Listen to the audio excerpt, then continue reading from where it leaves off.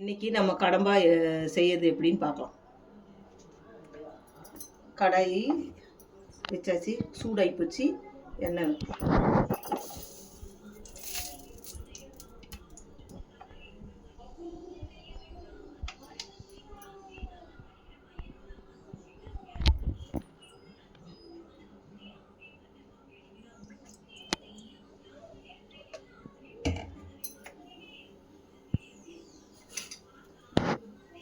கடுகு 2 போட்டுக்கலாம், சோம்பு 2 போட்டுக்கலாம், சீரகம் 2 போட்டுக்கலாம்,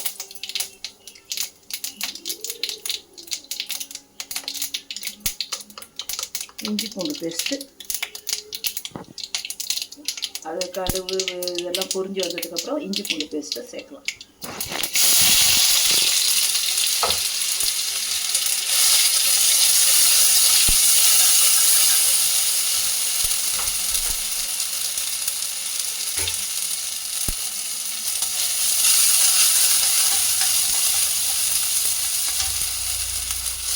இஞ்சி பூண்டு இதுவானது வெங்காயத்தை சேர்த்துக்கலாம். நல்லா பொரிஞ்சு மணமாக வந்துடுச்சு.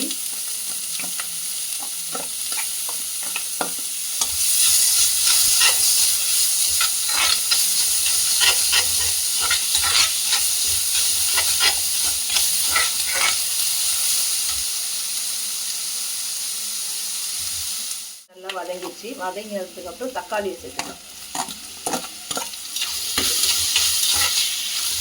தக்காளி 2 தக்காளி 2 வெங்காயம் சேர்த்துக்கணும்.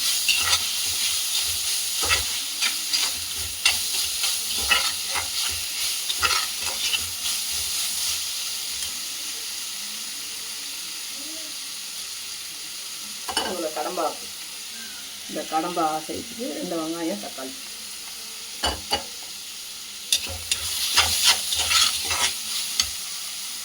சீக்கிரம் வதங்கணும்னா முன்னாடியே சொன்ன மாதிரி 2 உப்பு போட்டுக்கலாம். சீக்கிரம் வதங்கணும்.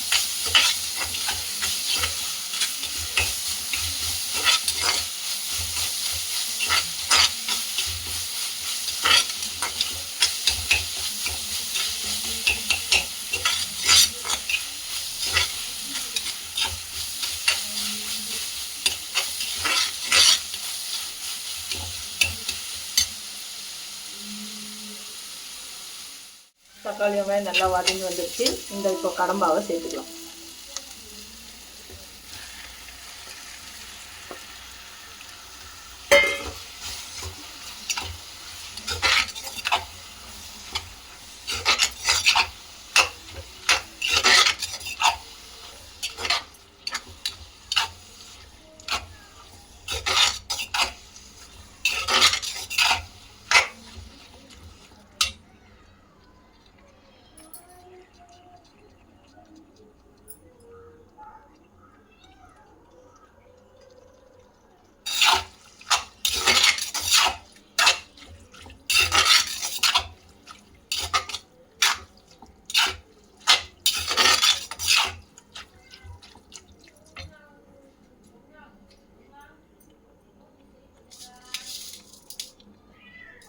உப்பு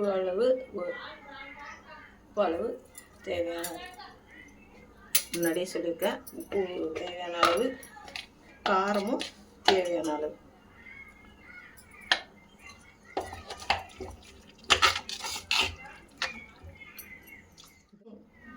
ரெண்டு 3 ஸ்பூன் காரத்துக்கு தகுந்தபடி தான்.